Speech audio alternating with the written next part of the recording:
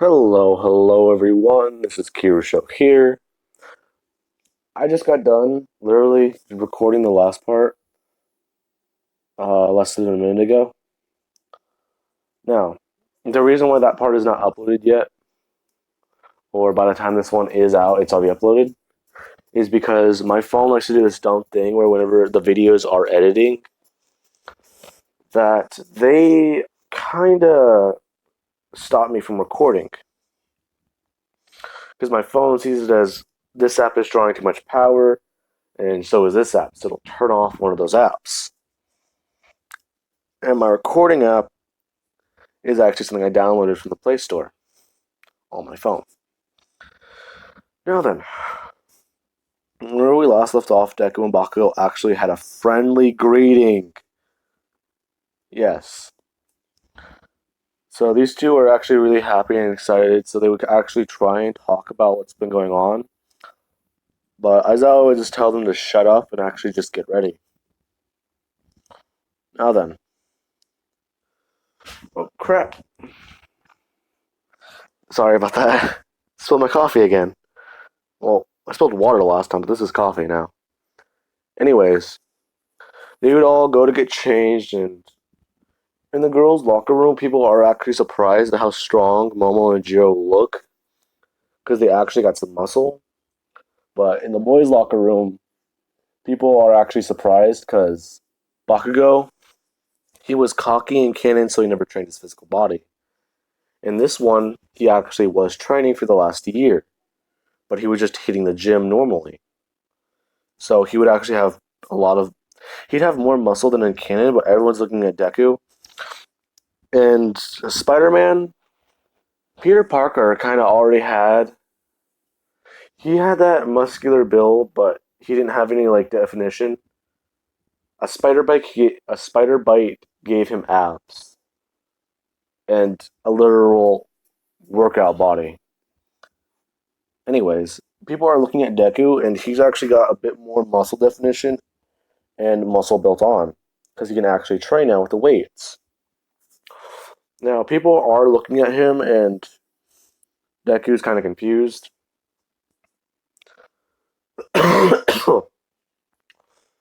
Ow. Anyways, they're saying that they're kind of surprised because he doesn't look all that muscular, but he's actually really built. You'd say that, yeah, it's actually, I think it's part of my quirk, but I have, one of my abilities is actually super strength. And before you can go any further, this is when they would all rush out there, and Aizawa would actually hand Deku the ball, saying that you got first on both, well, almost every what ifs. Every what ifs? No. Crap. That said Crisis on Infinite What Ifs. That's not what I meant. I hate how I read that and immediately said it. Yes, okay. Actually, this is when Aizawa would throw Deku the ball, and Deku was actually talking, and he thought, this kid actually can. Well, he wanted to see what one of this kid's quirks were, because he listed down one of his abilities, so he would toss the ball at Deku. People are watching as the ball's flying at Deku, then he would immediately turn and catch it. And they'd be kind of surprised that he did that. And he would then be told to throw the ball and how serious Aizawa is. So he would actually wind his arm back and throw the ball. Now, this is whenever the ball would go about. Yeah, that works. This is whenever the ball would go infinite. Now, Aizawa is confused because he tried turning off Deku's quirk. And he would turn and see Aizawa with his hair up and he's kind of confused. Then he would ask if Aizawa was a racerhead.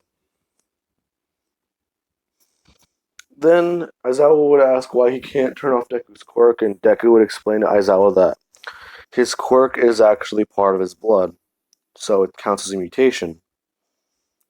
That his quirk, essentially, he has radioactive things, a small part. He has like portions of radioactive radiation in his blood, so it actually affects him. So it's harder for, well, his quirk can be turned off. Now, Aizawa would kind of understand that, but he would find it pretty weird that if this kid was a villain, he couldn't stop him. Now then, the 50-meter dash, Deku would actually blitz Ida on it because he would just throw out webs in front of him and actually charge himself back like a slingshot before he started running. And he would have actually surpassed Ida in speed for that beginning. The side to side, Deku is actually relatively easy at because he just shoots two webs and just keeps pulling himself in one direction as he's moving his leg muscles. Deku would score first, Jiro would score second, Bakugo would score third, and Aizawa would be surprised to discover Jiro is the one with one for all, especially with sound waves. So he would have said about whole expelling somebody, but he's kind of confused now because he doesn't know who he should expel. Well, he thought he was going to expel one of these students, but he's not thinking about it, so he doesn't expel anyone. Now then, like I did say, and any what if I was going to do from now on, I was expelling this man, Mr. Freaking Fancy. Now then, after this does happen, he would score last because his quirk is stupid, and he would be expelled. Now, Invisible Girl isn't actually in this what if, because Kendo would have actually beaten her score. And Moneta, he's actually being replaced. No. Okay. Uh, hmm. The Big Hands Girl is replacing the Invisible Girl, and Shinsho is replacing Moneta. I'll keep him in this what if just because I don't like Moneta being in one what ifs. Anyways, after that, I Moneta would be kicked out, and Shinso would be brought into 1A. Literally doing, Aizawa would do exactly what he said with expelling a student, and he would bring Shinso in immediately. Shinsho would have to stand up in front of the class and state his quirk and his name. Now, a lot of people are hesitant to talk to Shinsho because he explains how his quirk works. That hurt quite a bit. I tried drinking coffee and there's a hole in the top of my cup. Coffee spewed out the top of it and actually just hit me nearby my eye. Anyways, before I deal with that, Deku, he would actually walk up to Shinsho and try and have a conversation with him. This would actually surprise him quite a bit because he didn't think anyone would actually try and talk to him in here. So after that, Deku, well, they're having conversations and stuff like that. Jiro's actually talking to them, and everyone's talking. Momo is explaining quite a bit of things because someone at Bakugo would have asked her about her guns and why she's using them. She would have said that she has a creation quirk, and this would have surprised him because he thought she had an explosion quirk. Now, after that, All Might would arrive in the classroom saying that it's time for you guys to do combat training, heroes versus villains. Now then, this is going to be quite a bit of teams because Deku and Jiro are going to be on our team. Momo and Bakugo are going to be on a team. So basically, all the teams are switched around. It's going to be Momo and Bakugo versus Deku and Jiro. Now, everyone's actually talking about their costumes whenever they do step out, because this is before they announced the heroes versus villains. who was on whose team. Everyone's talking about how cool their costumes are. Someone's asking Kirishima about his shirtless sleeves. Yes, I said that. And why his costume's like that. Jiro is actually got a different costume, like I have said before in my other What If, where she has actually speakers on the bottom of her shoes that she needs to actually hover and fly with. And she's actually got some on her hands. Well, not on her hands, but you know what I mean. So her costume is actually upgraded, and Momo's is actually got a utility belt, a gun holster, and she's actually wearing. She's actually got like zippers on her outfit. You can just unzip like a zipper on her arm and create a gun, or create something and then just zip it back up. So she's actually wearing clothes instead of that her hero suit. And people are asking her about her suit, and she's explaining it. And then Deku would walk out. He walks out in an outfit like this one, without the bandana, without the gloves, because he needs his wrist to be out.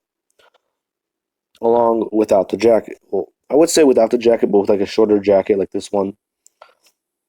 And people are looking at him, and this is whenever Jiro would actually have it click in her mind that he's that old DJ that she used to watch.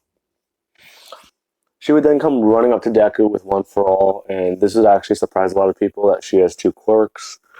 She would then start asking Deku like a lot about it, and she'd actually ask him, "Are you like this person's underground rapper name, or are you Boston punk, or are you like British punk, or something like that?"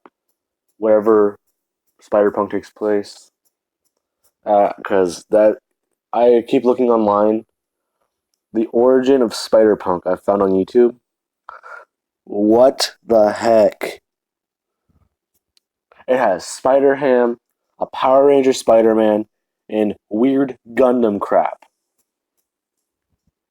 It's just a bunch of universes like mixing, put it in a blender and like starting to mix together.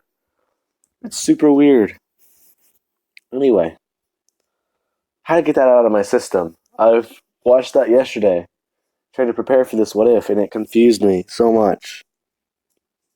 Because they don't even state what town they're in, let alone what city. Now, this is whenever some people would actually start realizing that, oh hey, I think we've actually heard of him before. And this is whenever Jiro would actually say that it's kind of hard not to, because he was considered one of the best underground artists in the city. But then he just straight up and disappeared one day. Now she knows why he disappeared. He came back to Japan. And Deku, he actually doesn't have the mask on. He just has like a bandana on his head with the spikes on it.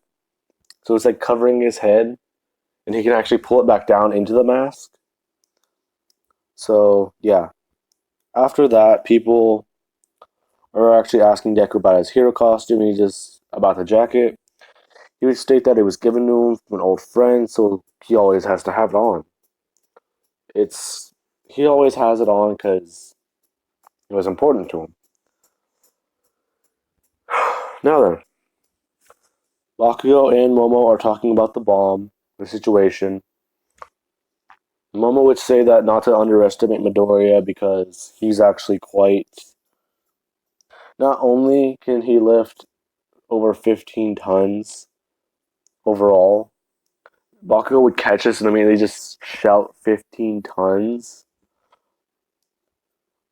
She would state that he also is pretty powerful in his own right because he actually does know a couple forms of combat. But he always has to hold back when he's fighting someone because he doesn't want to kill them. So this is why he can go all out during the entrance exam, but has to hold back a lot. Now then, Deku and Jiro have walked in, and they're actually talking about a lot of the stuff Deku does, and a lot of the stuff he used to write. She's saying that they could probably write a song together, and he's saying that he would like that. And this is whenever she kind of blushed, realizing what she kind of just said, and be embarrassed about it. This is whenever Bakugo would actually come in, and he actually does have those like smaller gloves I've seen people draw. That's like an upgrade of his hero costume. He would have those so that he can actually pack a bigger punch with his explosions. Because he actually looked into more of it for his hero outfit. Now then, this is whenever Deku would actually he would have pushed Jiro over to the side and actually dodge left, just like getting out of the way of the explosion. Deku and Bakugo are fighting, and then Jiro would just run upstairs trying to go get attack Momo. And whenever she does do this, she's at probably 8% to 10% of one for all. Yes, she's at that high because Deku is powerful. And she's been sparring with him every day for the last 3 months. So that's an understatement. This is just where she feels comfortable at. Like the easiest way she can use one for all without going overboard. After that, yeah, I don't know why one for all you can't just power it up to a certain point and actually just have the effects of the Kaioken, where it just rips up a lot of muscles instead of breaking your bones. That's none of my business. Anyways, Deku would actually then eventually take down Bakugo by sticking one of his legs and actually saying like he would have actually like asked Bakugo what's that. He would have tried making a joke to Bakugo and actually start pissing Bakugo off quite a bit. He would then shoot a spider web into Bakugo's leg. As Bakugo goes to move it, Deku would actually punch down on the back of his head, slamming him into the ground, knocking him out. Now then, cut to Jiro and Momo. Jiro is actually jumping off the staircases up to the top floor. I love how stuffy my nose gets. Anyways, after this does happen, she would get to the top and actually blow open the door with her quirk. People are surprised because they thought she can just enhance her body and control certain motions of. They thought she can like manipulate physics and enhance certain things. Now then, after that, Deku would eventually get to the top floor by just walking into the stair room and actually just shooting a web to the very top. He'd shoot two webs, one on the left and one on the right, and actually catapult himself straight up. Now, whenever he does do that, he actually would land on the ceiling and start crawling on top of it. People are saying that he really is just like a spider, isn't he? All I would say that yes, it seems he is because he saw the way he can move. It's quite weird. Now then, after that, Momo actually would have predicted Deku would do this, so she has a lot of like plastic explosives around, stuff like that.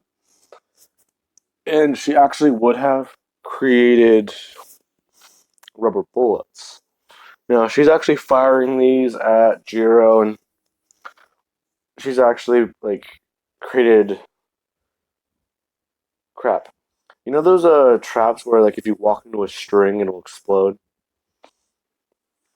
She would have created some of those, but these are smaller explosions, so they won't actually kill anyone. So Deku would eventually, as soon as he stepped on a string, he would just jump straight away. As soon as he walked into the top room, this is whenever he would have done that. So he would just jump straight out back into the staircase, falling down.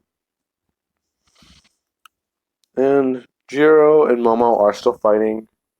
Eventually, Jiro, she could just blast the bullets back at Momo. She would do that after Momo tried using a assault rifle with rubber bullets, firing them at her. She would have been able to get close enough to Momo to actually punch her and knock her out. But she would have actually taken a couple of these bullets in the process and that would have actually hurt. Now, All Might would declare them the winners, but say that the villains were kind of reckless with using explosives like that, especially in a building with a bomb. And he would actually comment on how Momo's quirk is very creative, but she's using it a very almost reckless way, but she's using it very creatively. Now, after that, okay, I am actually going to be ending that here.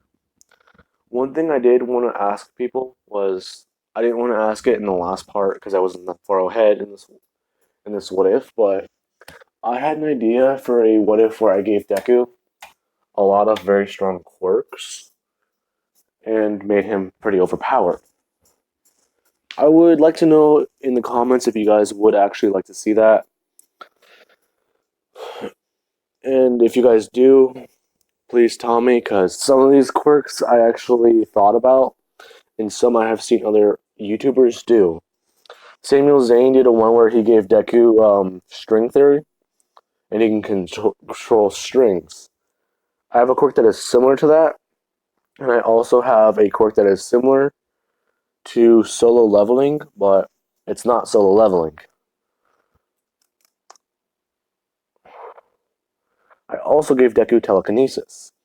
So if you guys would actually like to see this what if, I would like to know in the comments below.